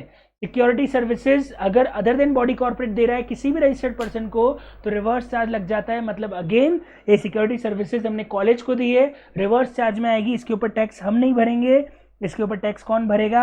इसके ऊपर टैक्स वो कॉलेज भरेगा, हमें इसके ऊपर टैक्स भरने की जरूरत नहीं है। तो हमारी total value of taxable supply सिर्फ 2 लाख आती है और मुझे सिर्फ 18,000 का ही आउटपुट टैक्स भरना है। बाकी चीजें टैक्सेबल थी पर उन सबके ऊपर टैक्स कौन भरेगा? इन सबके ऊपर टैक्स भरेगा अगला बंदा। नेक्स्ट, अगर हम इनवर्ट सप्लाई की बात करें तो एक तो जीटीए सर्विस है जिसके ऊपर हमें टैक्स भरना पड़ेगा, क्योंकि अगर जीटीए कोई भी सर्विसेज हमें दे रहा है तो रिवर्स चार्ज मैकेनिज्म लग जाता है। और मैं आपको बता दूं यहां पे उन्होंने ये नहीं बोला है कि जीटीए 12% वाली स्लैब में आता है, और वो अनरजिस्टर्ड भी है, साफ साफ लिखा हुआ अनरजिस्टर्ड है। वो अनरजिस्टर्ड है मतलब उसने कोई 12/5 वाला ऑप्शन ऑप्ट किया ही नहीं होगा। जब जीटीए अनरजिस्टर्ड है तो ऑफकोर्स रिसीवर ही हमेशा उसके ऊपर टैक्स पे भरता है। ट्रांसपोर्टेशन के केस में जीटीए पे हम हमेशा टैक्स पे भरते हैं, हमें ही टैक्स भरना पड़ता है। तो यहाँ पे टैक्स लाइबिलिटी आरसीएम की हमारी आ जाएगी, तो इसके ऊपर हमें टैक्स भरना पड़ेगा 2500 और 2500 का। लीगल सर्विसेज अगेन एग्जम्प्ट हो जाती है क्योंकि हमारा प्रीसीडिंग ईयर का टर्नओवर 20 लाख से कम है, तो हम स्मॉल बिजनेस एंटिटी हैं और legal services provided to small business entity is exempt, उनके ऊपर जीएसटी नहीं लगता है, वो एग्जम्प्ट हो जाती है। तो टोटल आरसीएम में टैक्स आ जाएगा 2500 और 2500, तो 18,000 और 2500 कर लेंगे तो हमारी 20,500 की टोटल टैक्स लाइबिलिटी आ जाती है। एक और खास बात, सर हमने जो जीटीए सर्विसेज ली है इसका आईटीसी क्यों नहीं लिया? हमने जो आरसीएम में जीटीए सर्विसेज पे टैक्स पे किया उसका आईटीसी भी तो लेना था। 2500 कैश में देते और 2500 का आईटीसी लेना था ना सर। जीटीए सर्विसेज जो हमने ली है वो फ्यूनरल सर्विसेज के लिए लिया जा रहा है। ध्यान रखना, GTA services specifically exclusively used for exam supply, not a supply. So how can you claim ITC on such transaction on which you have not paid any tax on its output tax liability? You don't have to pay any tax because it is not a supply. Then why you are required to claim ITC? No, you can't claim any ITC on such supply which is used for exam supply. So transportation के ऊपर ITC इसलिए नहीं मिलेगा क्योंकि वो funeral services में use हो रहा है। मैंने बोला था ना, बहुत ही बेहतरीन क्वेश्चन है। मैंने बोला था it's a very amazing question, it's a very interesting question, final level का क्वेश्चन है। एक एक तार खोल दिए इस क्वेश्चन ने, सब डाल दिया इसके अंदर। सो बहुत ही बेहतरीन क्वेश्चन है। आप एग्जाम सप्लाई के ऊपर ये आईटीसी यूज कर रहे हो तो इसका आईटीसी भी नहीं लोगे, तो ये हमारी टोटल टैक्स लायबिलिटी आती है 20,500। नोट नंबर 8 के अंदर ये लाइन लिखी हुई है, पढ़ सकते हो। GST and service provided by GTA is payable by recipient since in the given case GT is unregistered, Pethalal is liable to get registered under RCM. Further, since input services are being used exclusively for effecting non-taxable supply, ITC of GST on the same will not be available. इसके ऊपर कोई GST का ITC भी नहीं मिलेगा।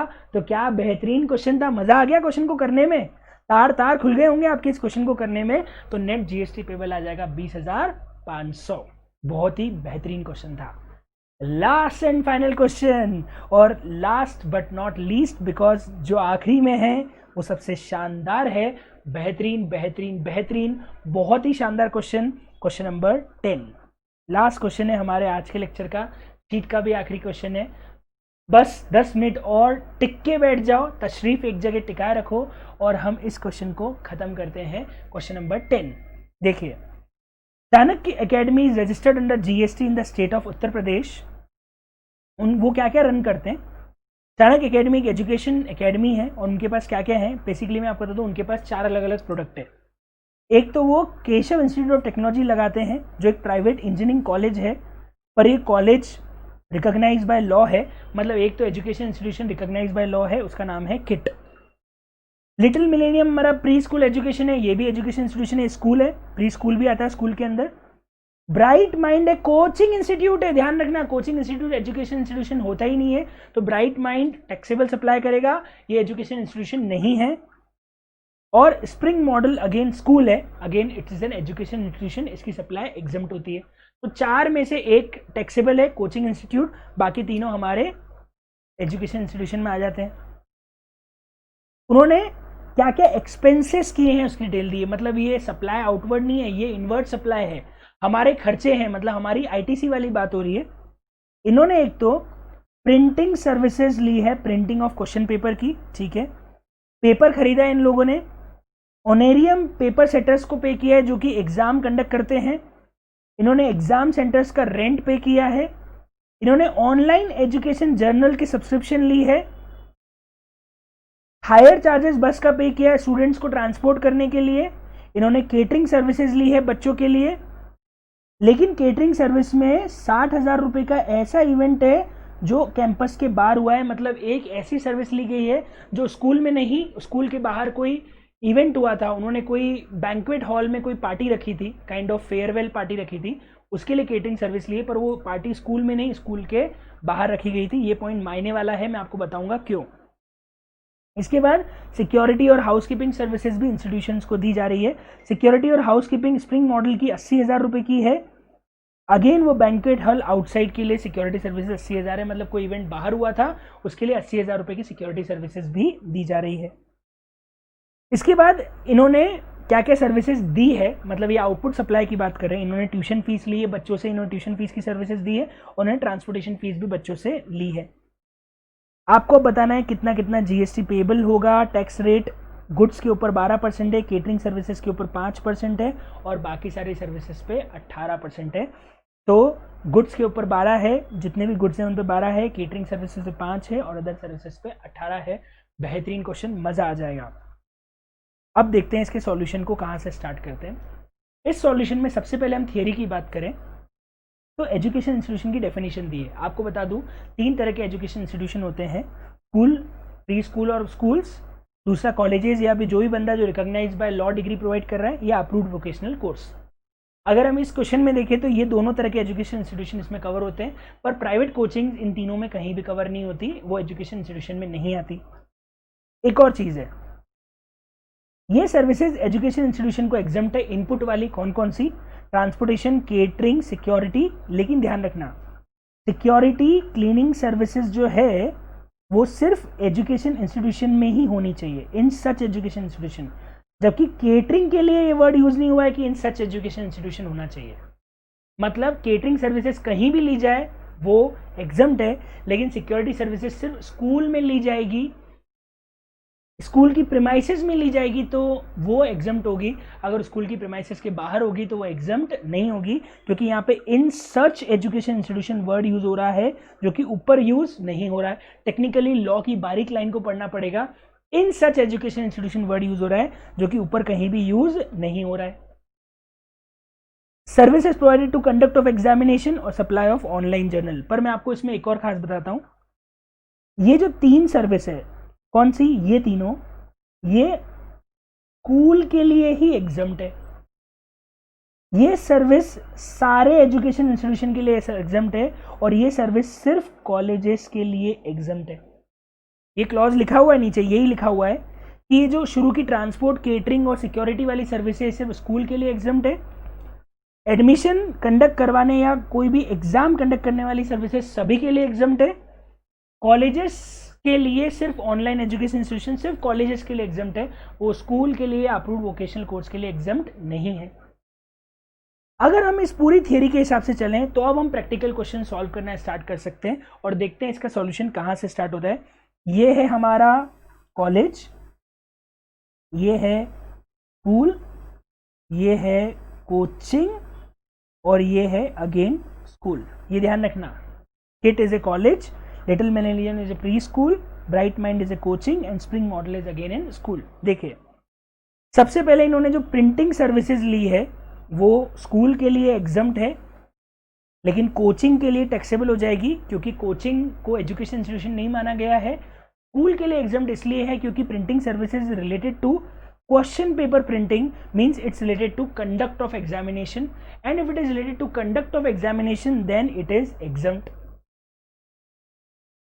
दूसरा सवाल होता है, सर पेपर खरीदे, पेपर एग्जम्प्ट नहीं है। पता है क्यों? क्योंकि ऊपर जो हमने एग्जम्पशन पढ़ी है ये सिर्फ सर्विसेज रिलेटिंग टू एडमिशन और कंडक्ट ऑफ एग्जामिनेशन की है, गुड्स की नहीं है। मतलब एक वर्ड और इंपॉर्टेंट है, सिर्फ सर्विसेज एग्जम्प्ट होगी। अगर स्कूल कोई गुड्स खरीदता है तो वो एग्जम्प्ट नहीं है, सिर्फ सर्विसेज एग्जम्प्ट है। अगर वो कंडक्ट ऑफ एग्जामिनेशन से रिलेटेड है तो गुड्स नहीं है। मतलब पेपर जो खरीदा है उसके ऊपर टैक्स लगेगा, पेपर पे टैक्स देना पड़ेगा। अब जिसने पेपर खरीदा है सब पे टैक्स लगेगा, तो तीनों पे टैक्स कर दिया और इस पे गुड्स पे टैक्स रेट 12% है, तो 12% से हमने टैक्स कैलकुलेट कर लिया। Again honorarium to paper setter है, it's a service and it is related to conduct of examination, ये एग्जम्प्ट हो जाएगी। पेपर सेटिंग किया है, एग्जाम कंडक्ट करवा रहे हैं, ऑनेरियम सर्विस है, एग्जम्प्ट हो जाएगी। रेंट ऑफ एग्जाम सेंटर भी एग्जम्प्ट होगा, लेकिन सिर्फ स्कूल के लिए, कोचिंग के लिए टैक्सेबल होगा क्योंकि कंडक्ट ऑफ एग्जामिनेशन से रिलेटेड है, एग्जम्प्ट हो जाएगा। स्कूल कॉलेजेस के लिए एग्जम्प्ट होता है पर कोचिंग के लिए टैक्सेबल है। सब्सक्रिप्शन ऑन ऑनलाइन जर्नल सिर्फ कॉलेज के लिए एग्जम्प्ट है, बाकी सब जगह टैक्सेबल हो जाएगा। सिर्फ कॉलेज के लिए एग्जम्प्ट है, बाकी सब जगह ये टैक्सेबल है। हायर चार्जेस फॉर बस जो है वो कॉलेज के लिए टैक्सेबल है, कोचिंग के लिए टैक्सेबल है, सिर्फ स्कूल के लिए एग्जम्प्ट है क्योंकि शुरू की 3 सर्विस, ट्रांसपोर्टेशन, हाउसकीपिंग और केटरिंग, सिक्योरिटी, ये सिर्फ स्कूल के लिए एग्जम्प्ट था, बाकी सब के लिए टैक्सेबल है। तो कॉलेज अगर ट्रांसपोर्टेशन सर्विसेज बच्चों के लिए देने के लिए कोई गाड़ी किराए पे लेता है वो टैक्सेबल है, उस पर एग्जम्पशन नहीं है। अगला, केटरिंग सर्विसेज भी सिर्फ स्कूल के लिए एग्जम्प्ट है, कॉलेजेस और कोचिंग के लिए ये भी टैक्सेबल हो जाएगी। केटरिंग स्कूल के लिए पूरी तरह से एग्जम्प्ट है। अब अगर केटरिंग में थोड़ा बहुत बाहर भी दिया गया हो तो मायने नहीं रखता है, क्योंकि केटरिंग के लिए वर्ड यूज नहीं होता कि इन सच इंस्टीट्यूशन होना चाहिए। केटरिंग कहीं भी दी जाए वो एग्जम्प्ट ही है अगर स्कूल को दी जा रही है तो। सिक्योरिटी सर्विसेज कॉलेज के लिए ऑफकोर्स टैक्सेबल है क्योंकि स्कूल को एग्जम्पशन है। सेकेंड वाले में एग्जम्प्ट है, थर्ड वाले में कोचिंग, लेकिन चौथे वाले में टैक्सेबल क्यों हो गया? क्योंकि चौथे वाले में जो सिक्योरिटी सर्विसेज स्कूल के बाहर ली जा रही है वो टैक्सेबल होगी, क्योंकि वहां पे वर्ड यूज हुआ था इन सच इंस्टीट्यूशन। तो if it is out of such institution that is of course it is taxable, तो ये टैक्सेबल हो जाएगा क्योंकि ये सर्विसेज इंस्टीट्यूशन के बाहर ली गई है। सिक्योरिटीज के साथ out of in such institution word है, केटरिंग के साथ ऐसा कोई वर्ड नहीं है, मतलब केटरिंग कहीं भी ली जाए वो एग्जम्प्ट है, लेकिन सिक्योरिटी अगर इंस्टीट्यूशन में ली जा रही है तो ही एग्जम्प्ट होगी, बाहर ली जाएगी तो टैक्सेबल हो जाएगी, तो अगेन ये टैक्सेबल है। ऐसे करके टोटल जीएसटी जो टोटल टैक्स पेएबल जो हो चुका है, जो उन्होंने सर्विसेज ली है उस पर टोटल इतना टैक्स आपने भरा है, ये निकाल लिया हमने। बस यही निकालना था क्या? एक मिनट, क्वेश्चन ने पूछा क्या था हमसे? क्वेश्चन ने हमसे पूछा था कि हमको कंप्यूट करना है amount of GST payable on goods और services received by it. Okay, इसमें एक पार्ट और आएगा, नेट जीएसटी लायबिलिटी भी तो निकालनी है अपने को, जो उन्होंने यहाँ पे सॉल्यूशन में नहीं दिया है। एक मिनट, मैं वो भी निकाल लेता हूँ, मैं आपको एक मिनट सॉल्यूशन बता देता हूँ, उसका आगे का सॉल्यूशन क्या होगा। Just a second.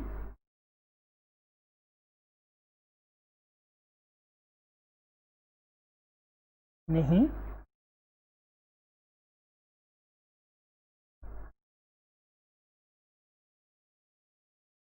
ओके, तो एक काम करते हैं, इसका जो सेकंड पार्ट है वो मैं आपकी शीट में इंक्लूड कर दूंगा।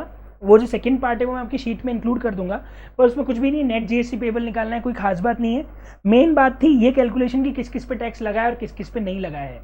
तो आई होप ये क्वेश्चन मजा आ गया होगा आपको करके। एजुकेशन इंस्टीट्यूशन में इसका हाई लेवल क्वेश्चन कुछ बन ही नहीं सकता।